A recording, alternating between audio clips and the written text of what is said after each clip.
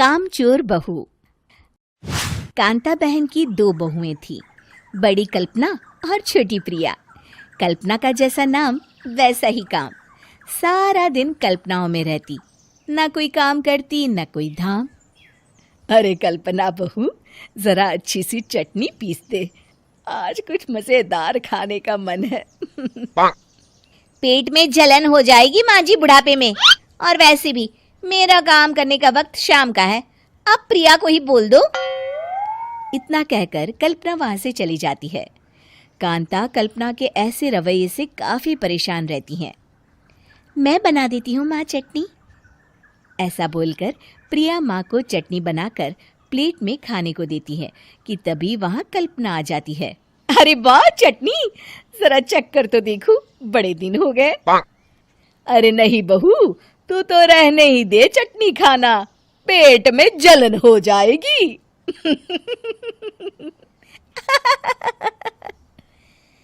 इतना कहकर कांता और प्रिया दोनों हंसने लगते हैं। कल्पना सारा दिन या तो मोबाइल में यूट्यूब देखती या फिर सोती रहती। उसका कमरा भी बिखरा और गंदा रहता।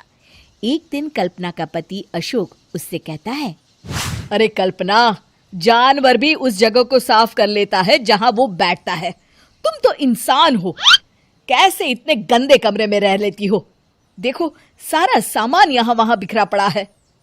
ज्यादा अपनी माँ का बोल ना बोलो। हाँ, कमरा तुम्हारा भी तो है, गंदा लग रहा है तो साफ कर लो। पता नहीं तुम्हारे साथ मैं कैसे जिंदगी बिताऊंगा।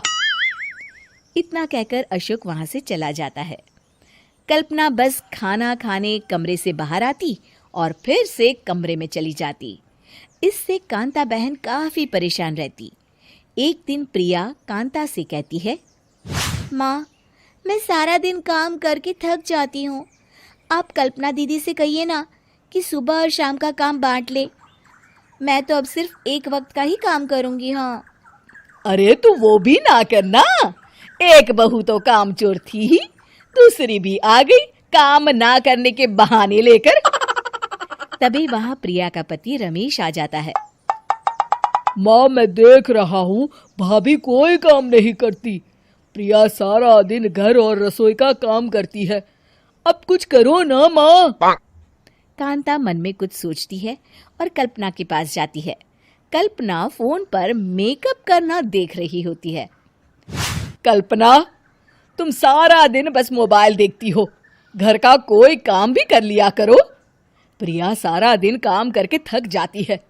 आज से मैंने फैसला किया है, एक वक्त का काम तुम करोगी, सुबह का खाना तुम बनाओगी और रात का प्रिया। आप लोगों ने काम को हव्वा बना रखा है। अरे पता नहीं थोड़ा सा ज्यादा काम करने में आप लोग घबरा क्यों जाते हैं। और हाँ, बहुत ज्यादा प्रिया की तारीफ मत करिए मेरे सामने, बड़ी बहू तो मैं ही रहूंगी। मैं कुछ नहीं जानती, कल सुबह मुझे वक्त से खाना चाहिए, रसोई में आ जाना, वरना कल से तुझे खाना नहीं मिलेगा। अगली सुबह कल्पना रसोई में नहीं आती है। वो देर से सोकर उठती है और बाहर आकर कहती है, अरे भूख लगी है, आज खाने में क्या है? इतनी देर हो गई, आज किसी ने मुझे उठाया भी नहीं, पता नहीं कहाँ है सब। कल्पना को घर में कोई नहीं दिखता। वो रसोई की तरफ जाती है जहां बड़ा सा ताला लगा होता है। अरे रसोई में ताला? ओ, मैं तो भूल ही गई थी। माँ ने आज से सुबह का खाना मुझे बनाने को कहा था। हे भगवान, इतने लोगों का खाना बनाना क्या आसान है? तभी घर के सारे सदस्य बाहर से वापस आते हैं।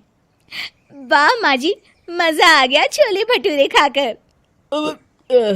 मेरे मुंह में तो अभी भी स्वाद आ रहा है। अरे कल्पना, तेरे भरोसे रहते तो हम तो भूखे ही रह जाते। कल्पना को बहुत गुस्सा आ जाता है। अब बहुत हो गया, आज से मैं अपनी रसोई अलग कर रही हूँ, मैं अपना खाना खुद बना लिया करूंगी। कल्पना अपनी रसोई अलग कर लेती है, पर आए दिन उसका देर से उठना और काम न करने की आदत से वो भूखी ही रह जाती थी। उसी के सामने घर के लोग अच्छे अच्छे पकवान खाते और कामचोर कल्पना को जैसे तैसे ही खाना बनाकर खाना पड़ता। पर एक दिन तो हद ही हो गई। माँ, दीदी आज सुबह से कमरे से बाहर नहीं निकली, हमें जाकर देखना चाहिए। सो रही होगी कामचोर कहीं की। पर तुम कहती हो तो चलो देख लेते हैं उसे। कल्पना कमरे में पेट पकड़कर बैठी होती है। हाय मेरा दर्द, पेट दर्द के मारे मर रही हूँ मैं।